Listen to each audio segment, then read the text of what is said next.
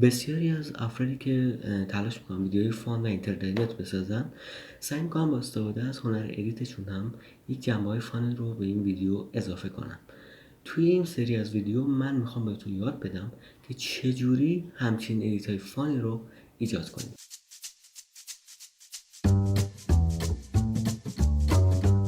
سلام دوستان، من مردادم و این کانالی که شما دارید داخلش ویدیو رو نگاه میکنید کانال یویو ویدزه. امیدوارم که از این ویدیو خوشتون بیاد. اگه خوشتون اومد حتما این ویدیو رو لایک کنید، کانال رو سابسکرایب کنید و زنگوله بغلش رو هم بزنید. بریم برای آموزش. خب من به عنوان نمونه یکی از ویدیوهای خودم رو که داخلتون صحبت میکنم رو آوردم تا یه سری ادیت‌های فان روش ایجاد بکنم.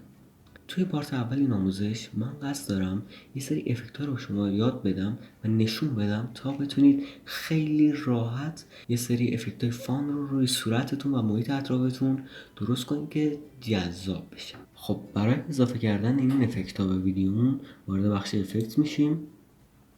یه مقدار اسکرول میکنیم به سمت پایین و زیرمنوی دیستورت یا گروه دیستورت رو باز میکنیم. داخل این بخش یک سری از افکت های فان وجود داره که من یه سریاشون رو بهتون یاد میدم که کار باشون هم خیلی راحته و خودتون با یه مقدار کار کردن باشون خیلی راحت اینا رو یاد میگیرید. افکت بند رو من میندازم این رو، میبینید که همچین تصویر رو ایجاد میکنه که بسیارم جنبه فانی به ویدیو میده. وارد بخش افکت کنترل میشیم تا بتونیم تغییراتی رو داخلش بدیم. هر کدوم از این عناوین رو که تغییر بدید شاید یه سری تغییرات داخل ویدیوتون خواهید بود. مثلا من میتونم اینجا رو زیاد کنم و فاصله دو عنصری که میکشهش زیاد میشه، یا میتونم اینا رو تغییر بدم تا مثلا اون حالتی که دوست دارم رو به دست بیارم، یا اینکه میتونم این افکت رو جمع‌تر کنم یا کوچکترش کنم از لحاظ کشیدگی. همه اینها یک کار رو روی این ویدیو انجام میدن و شما میتونید از اینا استفاده کنید. ولی یادتون باشه که این مبلغ انتهایی رو روی صفر نذارید، چون یه همچین حالتی ایجاد میکنه مگه اینکه نیازتون باشه.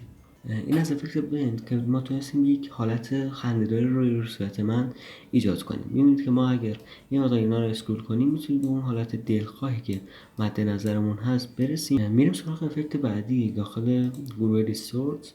کورنر پین بد نیست، افکت خیلی خنده‌داری نیست، ولی خب برای بعضی از وقتا کاربرد داره. مثلا من یک جمله رو میگم با استفاده از افکت‌ها صدام رو میکشم و این اتفاق هم روی تصویرم قرار بیفته که تصویرم بره به سمت اون گوشه، مثلا با کشیده شدن صدام تصویرم هم کشیده بشه که این مثلا میتونه ویدیوتون رو جذاب کنه و اینجوری به سمت گوشه مثلا میکشید تا یه حدی کشیده میشه و میاد به سمت چپ. هر کدوم از اینها به سمت یه طرف ویدیوتون رو میکشن. شما مثلا میتونید این دوتا رو با هم دیگه زیاد و کم کنید و یک انیمیشن ایجاد کنید و به راحتی یک حالت خنده‌دار رو انجام بدید. این افکت رو حتما همراه یک ساوند افکت استفاده کنید. خب وارد بخش افکت میشیم. دوباره از همون زیرمنوی قبلی لنس سلکشن رو میاریم و در واقع کورنر پین رو حذف میکنیم. خب لنس سلکشن به این صورت هست که یه سری افکت ها که لنز میتونه روی حالت شما ایجاد کنه در واقع بهش میشه گفت لنز، ولی خب لنز این چیزها رو ایجاد نمیکنه. ولی شما میتونید روی این ویدیو مثلا به سمت چپ بکشیدش، به سمت راست بکشیدش، به سمت بالا یا پایین بکشیدش، یا به سمت چپ و راست دوباره متا کل ویدیو رو به صورت مرکزی بکشید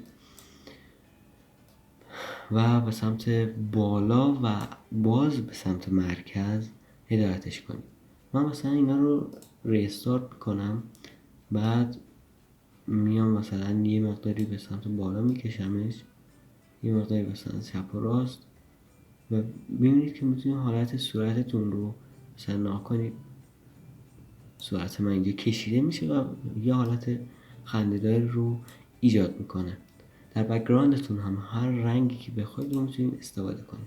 میبینید که الان مثلا رنگش این شد، میتونید رنگشون رو به سیاه تغییر بدید که مثلا پشتش انگار هیچی نیست و افکت های مختلفی رو میتونید ایجاد بکنید و این کشیدگی خودش باز میگم باید با ساوند افکت همراه باشه. افکت بعدیمون افکت مگنیفی است که در واقع شما میتونید به اندازه یک دایره یک زومی رو روی صورت یا بخشی از صورتتون انجام بدید. این بخش میتونه زوم شما رو کم و زیاد کنه و بخش سنتر میتونه کل دایره رو جابجا کنه. از لحاظ سایز هم میتونید دایره رو کوچیک و بزرگ کنید.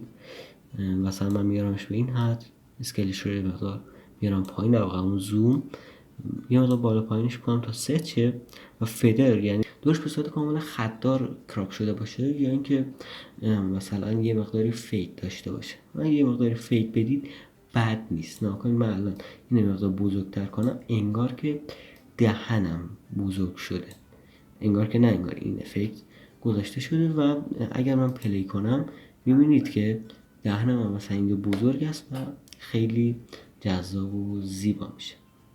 اوپاسیتی رو هم میتونید کم و زیاد کنید، مثلا اولش باشه بعد یهو این اوپاسیتی از کم به زیاد برسه. افکت بعدیمون افکت میرور هست که این افکت معمولا زیاد کاربردش اینجوری نیست که بگی خیلی کاربرد داره. مثلا من اگه اینو بزنم روی 90 درجه یا همچین افکتی رو میتونم ایجاد کنم، یا مثلا اگه بزنم روی 135 درجه همچین افکتی رو مثلا میتونم ایجاد کنم. این اونقدر خنده‌دار نیست، ولی خب میتونید چند تا از خودتون ایجاد بکنید با استفاده از چند تا از این افکت‌ها که روی هم بندازید و یه جلوه خنده‌دار رو بدید. باز میگم همه اینها مربوط جنبه فان نیستن، بستگی به ایده شما داره که میخواد چجوری از این افکت استفاده کنید. خب بریم سراغ افکت فریز. خب این رو میذاریم روی ویدیومون، وارد بخش افکت کنترل میشیم.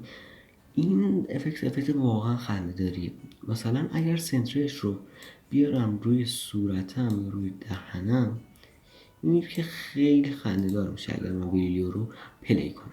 حالا مثلا من یه مقدار بزرگترش میکنم میارم کل صورتم میذارم، میبینید که خیلی جالب و خنده‌دار میشه. ولی خب باید همه اینها در جای درست و با ایده درست اجرا بشن تا بتونن یک لحظه خنده‌دار رو ایجاد کنن. افکت بعدی که داریم افکت ترانسفورم هست که یک افکت عمومی هست و اونقدر افکتی نیست که بیسیک وارد حالتهای خنده‌دار باشه و شما میتونید ازش به این صورت استفاده کنید که وقتی که یک حالتی پیش میاد که شما ضایع میشید مثلا یا یک ریج رخ میده، میتونید با استفاده از این دوتا یعنی اسکیل به صورت عمودی و افقی ویدیوتون رو بکشید و با استفاده از یک افکت دیگه که در پارت بعدی بهتون یاد میدم به راحتی حالت ریج رو توی صورتتون ایجاد کنید و یک حالت قرمز به صورتتون بدید. میتونید از این استفاده کنید. بازم میگم باید مثل بعضی از افکت‌های قبلی که بهتون گفتم باید همراه ساوند افکت باشه. خب دوباره برمیگردیم داخل بخش افکت و افکت تریل که افکت معروفی هم هست. افکتی هست که به صورت یک دایره صورت شما رو میگیره و رو میپیچونه. در واقع صورت یا هر بخشی از ویدیو شما رو میتونه بپیچونه. من انگل رو زیاد بکنم تا ببینید به چه صورت هست. در واقع انگل وقتی که ما این حرکت رو انجام میدیم به اندازه یک دایره که شوهش سیه، نکنید وقتی که من این دایره رو کم و زیاد کنم شوه اون دایره که قراره که داخلش تریل صورت بگیره کم و زیاد میشه و میتونیم سنتر این رو عوض کنیم و در واقع خود دایره و مرکز اون بخشی که قراره تریل دورش رخ بده رو جابجا کنیم. خب افکت تریل رو هم پاک میکنیم و افکت بعدی افکت ویو وارپ هست که اینم باز وقتی که شما یک حس خاصی دارید مثلا به سمت بالا نگاه میکنید یک ریج رو انجام میدید، این افکت رو روی صورتتون معمولا استفاده میکنن که میتونید کوتاه بلندی این ویو هایی که روی صورتتون هست به صورت افقی و عمودی استفاده کنید و از حالتهای مختلفی که داخل این هستم میتونید استفاده کنید و همچنین دایرکشن بهش بدید که به صورت عمودی باشه، افقی باشه، یه مقدار به صورت چپ و راست باشه یا چیزای دیگه و وقتی که شما ویدیو رو پلی کنید این صورت میشه. خب دوستان، داخل این بخش تونستیم با هم دیگه یه سری افکت ها رو بررسی کنیم که میتونید با استفاده از اونا یه سری ویدیوی فان ایجاد کنید. امیدوارم که از این ویدیو خوشتون اومده باشه. اگر خوشتون اومده حتما لایک کنید، کانال رو هم سابسکرایب کنید، به زنگوله بغلش رو بزنید تا هر ویدیو جدیدی که آپلود کردم رو اولین نفر ببینید. تا ویدیوی بعد، فعلا خدا نگهدار.